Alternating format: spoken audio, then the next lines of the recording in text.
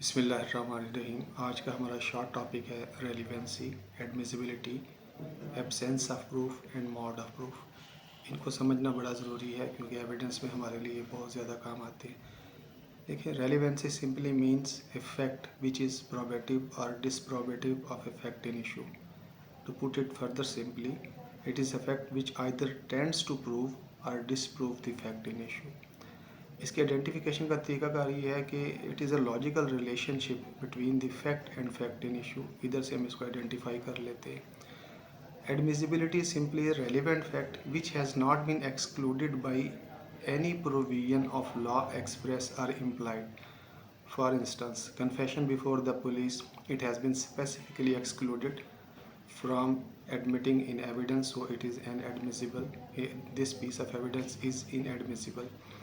अब उसके बाद हम चलते हैं कि what is mode of proof. देखें, एक डॉक्यूमेंट को प्रूव करने के लिए कानून शहादत ऑर्डर ने कई तरीके बयान किए हैं, जिसमें through primary evidence, through secondary evidence, through admission etcetera.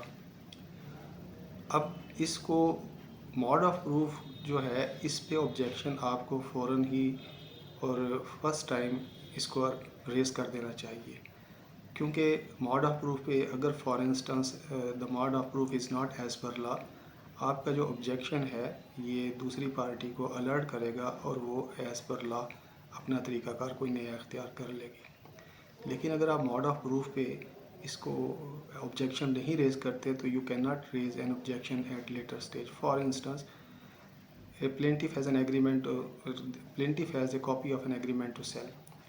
अब वो इस कॉपी को ही पेश करना चाह रहा है कोर्ट में, और उसने पेश भी की और आपने इस पर कोई एतराज़ नहीं किया। तो ये जो मॉड उसने अपनाया, अगर आपने इस पर एतराज़ नहीं किया तो you can not raise objection subsequently. But there is another expression, absence of proof. Absence of proof का मतलब है कि totally there is no proof at all. तो इसका ऑब्जेक्शन जो है एब्सेंस ऑफ प्रूफ का, आप किसी भी वक्त रेज कर सकते हैं। This is a legal objection, at any stage you can raise this objection. Thank you very much.